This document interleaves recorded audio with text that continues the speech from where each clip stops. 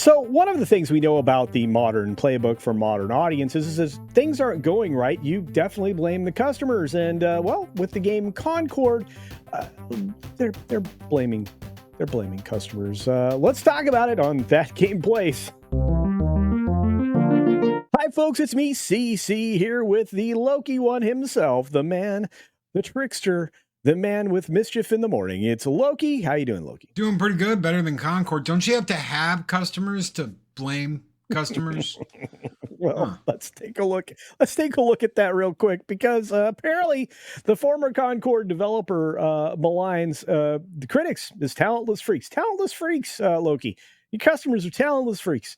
And this is as the game fails to hit 700 peak concurrent players. Yeah, you do have to have players to attack them, don't you? Don't you?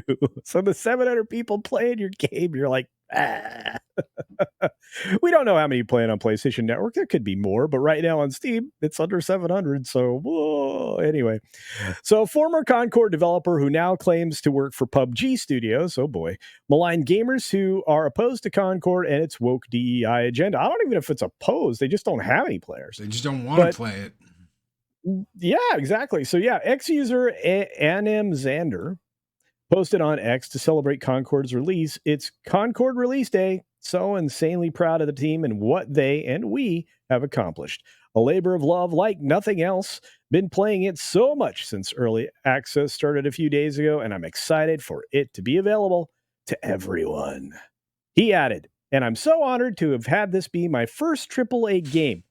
AAA game. Loki, is this a AAA game? It's all AAA games now, Culture. You get a AAA game, and I get a AAA game, and the audience gets a AAA game. I don't know about that, but he continues, was a huge learning experience, lots of struggles, but I'm glad to have gone through them. Time to go play. Wow. Okay, then. AAA. So it seems ex-user Preston responded to this post writing, I'm so sorry this has to be your first. I do not believe it is you or any of the other devs' fault that this game has performed so poorly. I can tell that a lot of effort was put into completing this game. It just came up at the wrong time and genre. You know what I'm tired of hearing, Culture? I'm tired of hearing, oh, we worked really hard on this. You can work, YouTubers work really hard on their channels. People work really hard at their work. And you know what? They don't get a thank you. They don't get a pat on the back. They don't get a that a boy.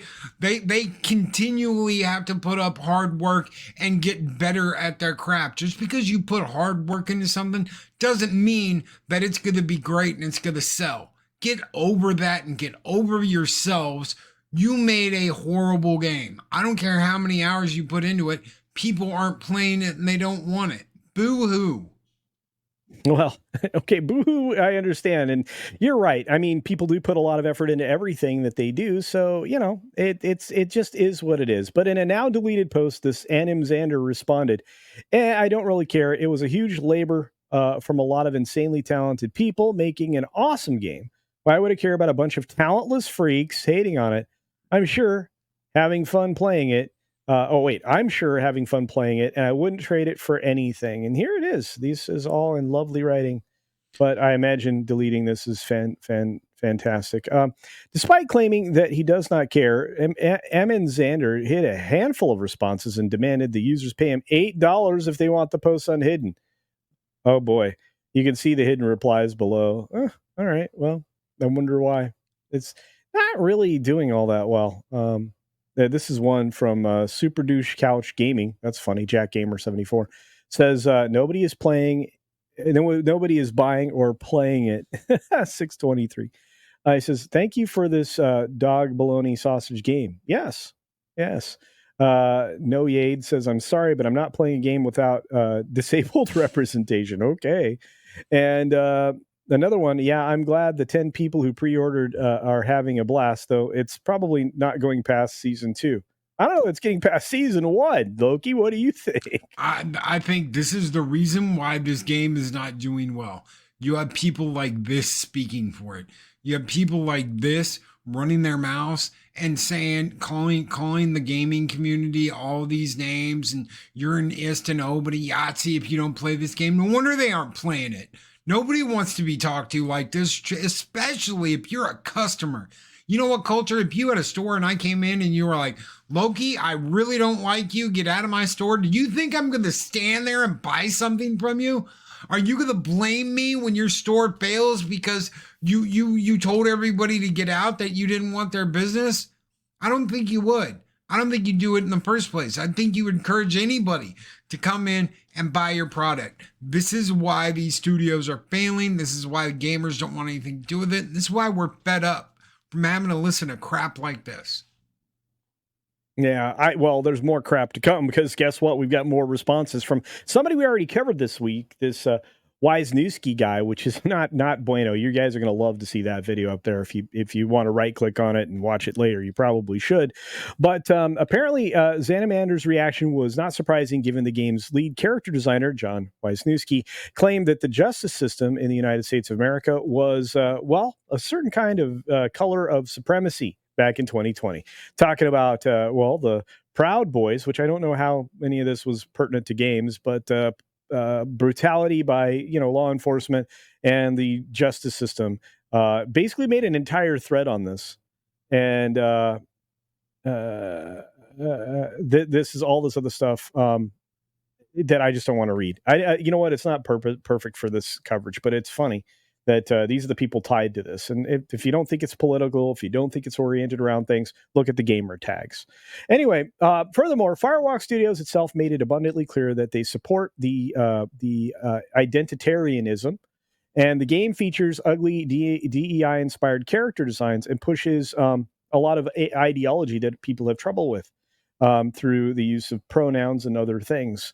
As noted by former World of Warcraft team lead Mark Kern outside of the game on the company's website, it also states, our team is actively looking to add passionate, visionary creators who thrive in environments where the status quo just won't do, and who are genuinely want to be part of a collaborative, inclusive, and respectful team.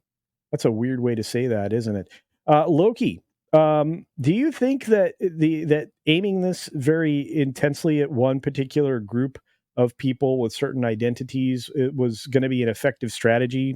No, absolutely not. The effective strategy is to make a fun, enjoyable game that people can sit down and have fun with. Stop trying to make it for one single specific group of a community, or stop trying to make it for everyone. I don't want to offend anybody, so we're not going to do this and this. We're not going to take any chances. We're not going to try this. And just make a fun game. If you make an enjoyable game, the player community will come out and they will play it and they will have fun and they will talk about it. There's nothing better than that water cooler moment where you go into work and you're like, oh man, did you play that level? Oh yeah, I did. It was absolutely crazy. Oh yeah, when you pulled that, weapon out and you felt so great. That's the kind of moments we are looking for. That's the kind of experience we're trying to have. Not this nonsense that they have tried to push on us for the past what feels like decade. Yeah, it does actually. And I think they have just slowly, and then they ramped it all up. I think decade probably isn't overstating it, but what isn't also overstating it is the fact that if you look at this chart, I don't expect we're going to see much over 1,000 people in total ever play this game concurrently. I have a feeling that we're going to see numbers like this 250 to 300 on the regular.